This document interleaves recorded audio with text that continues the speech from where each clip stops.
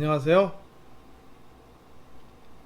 2021 중등 쌤튜브와 함께하는 여름방학 5주 프로젝트 송쌤 수학의 송강석입니다. 오늘은 나의 성격 유형에 맞는 수학 학습 스타일 찾기라는 주제로 여러분과 이야기를 나누고 싶은데요. 최근 예능 프로그램 놀면 뭐하니에서 유명 연예인들의 MBTI 성격 유형이 공개되면서 MBTI 검사가 이슈가 된 적이 있었습니다. 이 MBTI 검사는 포털 사이트에서 무료 성격 유형 검사라는 검색어로 검색하시면 쉽게 찾아보실 수 있습니다. PC뿐만 아니라 모바일로도 이용 가능한 무료 검사이기 때문에 여러분들 모두 아주 쉽게 이용 가능합니다. MBTI는 마이어스 브릭스 유형 지표의 약자로 사람은 각자 성격의 씨앗을 가지고 태어난다 라고 말한 분석 심리학자 칼 융의 성격 유형 이론을 토대로 만든 검사입니다. 미국의 심리학자 캐서린 브릭스와 딸 이사벨 마이어스, 손자인 피터 마이어스에 이르기까지 무려 3대에 걸쳐 70여 년 동안 지속적으로 연구 개발하여 만들어내었다고 합니다. MBTI 검사는 에너지 방향, 인식 유형, 판단 방식, 생활 양식 등의 4가지 지표를 바탕으로 각각 외향, 내향, EI, 감각, 직관, SN, 사고, 감정, TF, 판단, 인식, JP 성향으로 나누어 총 16개의 성격 유형이 있습니다. 자, 그럼 이제 4가지 지표에 따라 성격 유형에는 어떠한 경향이 있는지 살펴볼까요? 첫 번째, 에너지의 방향. 사람들의 에너지 방향이 외부에 있는지 내부에 있는지에 따라 외향형과 내향형으로 나뉩니다. 외향형은 말 그대로 관심이 외부에 집중되어 있는 것을 말합니다. 관심이 항상 주변에 있기 때문에 주변의 변화된 모습을 빠르게 캐치하는 능력이 있습니다. 반대로 내향형은 관심이 내부에 집중되어 있습니다. 여기서 우리가 유의해야 될 점은 내향형은 내성적인 것이 아니라 정신 에너지가 내부로 향한다는 점입니다. 두 번째, 인식 유형. 인식 유형에서는 무엇을 인식하고 어떻게 정보를 수집하는가에 따라 감각형과 직관형으로 나뉩니다. 감각형은 시각, 청각, 촉각, 후각 등 오감을 통해 정보를 습득하고 단계적으로 사실이나 사건을 인식하는 성향입니다. 즉, 오감을 통해 경험적으로 습득한 정보를 순차적으로 인식하는 경향성이죠. 직관형은 직감 또는 예감에 더 집중하는 성향입니다. 현재 일어나고 있는 상황에서 나아가 앞으로 일어날 미래 상황이나 가능성에 초점을 두는 경향성이 있습니다. 세 번째, 판단 방식. 판단 방식에 따라 사고형과 감정형으로 나뉩니다. 사고형은 말 그대로 생각하고 논리적으로 분석하고 이를 바탕으로 판단을 합니다. 감정형은 감정적이라기보다는 관계지향적이고 가치 중심적인 사람들입니다. 예를 들어 친구나 동료가 어려움을 이야기하면 사고형인 사람들은 해결책을 제시하기 위해 노력하지만 감정형은 관계와 조화를 중요시하기 때문에 친구의 감정에 공감해주고 위로해줍니다. 네 번째, 생활 양식. 생활 양식에 따라 판단형과 인식형으로 나뉩니다. 판단형은 무언가를 시작하기 전에 계획부터 세웁니다. 인식형은 일단 실행 먼저 하는 성향이고 계획을 하더라도 상황에 맞게 변경합니다.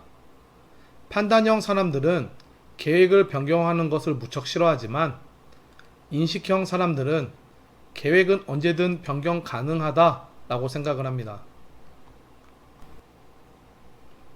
자, 지금까지 외향형, 내향형, 감각형, 직관형, 사고형, 감정형, 판단형, 인식형 총 8가지 성격 유형에 대해 간략하게 알아보았는데요. 그럼 이제 본격적으로 MBTI 성격 유형을 반영한 수학학습 스타일을 정리해 보도록 하겠습니다. 그럼 먼저 에너지 방향에 따른 수학학습 스타일에 대해 정리해 보겠습니다. 이 외향형의 특징은 활발하고 적극적이라는 말을 자주 들으며 슬프거나 기쁜 일이 생기면 즉시 부모에게 표현하는 편입니다. 주위에 일어나는 모든 일에 관심을 보이고 조용히 혼자 있는 시간보다는 친구들과 어울리는 시간이 많습니다. 처음 보는 친구라도 쉽게 이야기를 건네고 친해지는 편입니다. 기분을 잘 드러내고 즉시 보이며 숙제를 친구들과 함께 하는 것을 좋아합니다. 보고 듣고 행동하는 것을 말로 많이 표현합니다. 이러한 특징을 반영한 수학 학습 스타일은 다음과 같습니다. 다른 친구들과 그룹 스터디를 하는 것이 좋습니다. 1대1로 진행되는 참여형 수업이 효과적입니다. 자기 의견을 표현할 기회를 통해 배우기 때문에 발표 수업이 효과적입니다. 실제로 나와서 직접 해보는 것을 좋아하고 자유로운 분위기에서 더 잘 배울 수 있습니다. 자신의 생각을 말로 표현하는 하브루타 학습법이 효과적입니다. 클리닉 수업 시 양방향 소통을 통한 피드백이 효과적입니다. 독서실보다는 도서관에서 공부하기를 추천합니다. 다음 I, 내향형의 특징은 조용하고 침착하다라는 말을 자주 들으며 소수의 친구들과 아주 친하게 지내는 편입니다. 친한 친구나 아는 사람들이 없는 장소에 가면 매우 어색해하고 부끄러워합니다. 혼자 놀거나 책 읽는 시간이 많으며 생각을 많이 한 후 행동을 합니다. 친한 친구들을 좋아하면서도 공부를 집중적으로 할 때는 혼자 하기를 좋아합니다. 보고, 듣고, 아는 것을 먼저 말하기보다는 누가 물어보아야 비로소 말을 하는 편입니다. 이러한 특징을 반영한 수학학습 스타일은 다음과 같습니다. 소수 형태나 1대1 개별 맞춤식으로 진행되는 과외나 클리닉 형태의 수업, 인터넷 강의가 효과적입니다. 그룹 작업이나 발표를 하기 전에 설명을 듣고 관찰을 하고 질문을 주고받는 과정이 있어야 더 잘 배울 수 있습니다. 알고 있어도 금방 대답하지 않는 경향이 있으므로 혼자 생각하고 이해할 시간이 충분히 허용되는 분위기를 추천합니다. 도서관보다는 독서실에서 공부하기를 추천합니다. 이번에는 인식 유형에 따른 수학 학습 스타일에 대해 정리해 보도록 하겠습니다. S, 감각형의 특징은 다음과 같습니다. 정보를 습득할 때 오감을 중시합니다. 실제로 일어나고 현재 오감을 통해 경험하고 있는 정보를 선호하며 현재 지향형입니다. 숙제를 할 때 꾸준하고 참을성 있게 한다는 이야기를 자주 듣습니다. 구체적으로 보기를 들어서 상세하고 정확한 설명을 할 때 더 잘 이해합니다. 꼼꼼하다는 평을 듣고 사람들의 외모나 주위 환경의 세부적인 특징을 잘 기억하는 편입니다. 세부적인 내용을 거듭 반복하여 암기하는 형태의 공부를 잘합니다. 새로운 방법을 시도하기보다는 남들이 하는 대로 따라하고 자신에게 익숙한 놀이나 활동을 더 하려고 하는 편입니다. 이러한 특징을 반영한 수학 학습 스타일은 다음과 같습니다. 반복하는 것이 익숙하기 때문에 복습을 통한 학습 스타일이 좋습니다. 보이는 것은 믿을 수 있다라는 말이 감각형 학생에게 잘 적용되므로 영상 매체를 이용한 학습 스타일이 좋습니다. 단계적으로 설명한 개념이 실제로 어떻게 적용되는지를 예로 들어줄 때 이해가 빨라지므로 예시를 학습할 때 많이 사용합니다. 스스로 문제를 해결하고 익혀나가는 시간이 수업을 듣는 시간보다 2배 정도는 많아야 합니다. 교재는 개념서, 유형서, 보충용 교재 총 3권 정도는 준비하고 있어야 합니다. 수학 개념들을 배울 때 연결된 개념이라기보다는 분절된 개념으로 받아들이기 때문에 어느 정도 개념과 유형을 익혔다면 개념과 개념 사이를 연결시키거나 서로 적용, 응용하는 문제를 활용하여 공부하는 것을 추천합니다. 다음 N. 직관형의 특징은 정보를 습득할 때 오감보다는 직감 또는 예감에 집중합니다. 직관형을 통해 현재 일어나고 있는 상황에서 나아가 앞으로 일어날 미래 상황이나 가능성에 초점을 맞춥니다. 미래지향적이고 큰 그림이 그려져 있어야 합니다. 성공의 길이 아니면 움직이지 않습니다.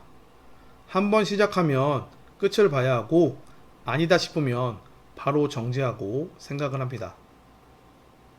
숙제를 하다가도 다른 것에 금방 관심이 옮겨가고 다시 숙제로 옮겨오는 경향이 많습니다. 상상 속의 이야기를 즐기며 이야기를 잘 지어냅니다.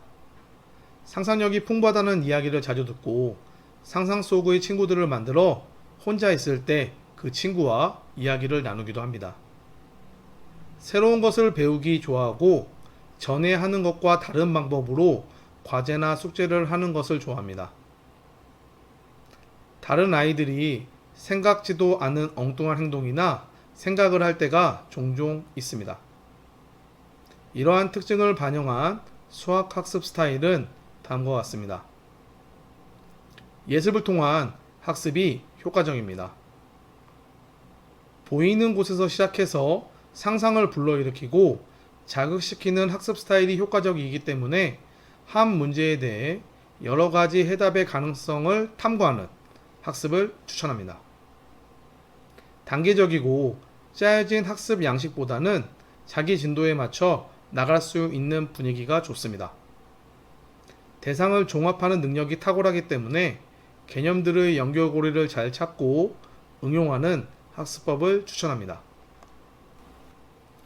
이번에는 판단 방식에 따른 수학학습 스타일에 대해 정리해 보도록 하겠습니다. T. 사고형의 특징은 왜? 라는 질문을 자주 하고 게임을 할 때도 경쟁적인 것을 더 좋아합니다. 궁금한 것이 있으면 꼭 물어보는 편이고 게임을 할 때 규칙을 중요시합니다. 한번 마음먹은 일은 끝까지 주장하는 편이고 논리적인 설명으로 부모나 친구를 잘 설득하는 편입니다.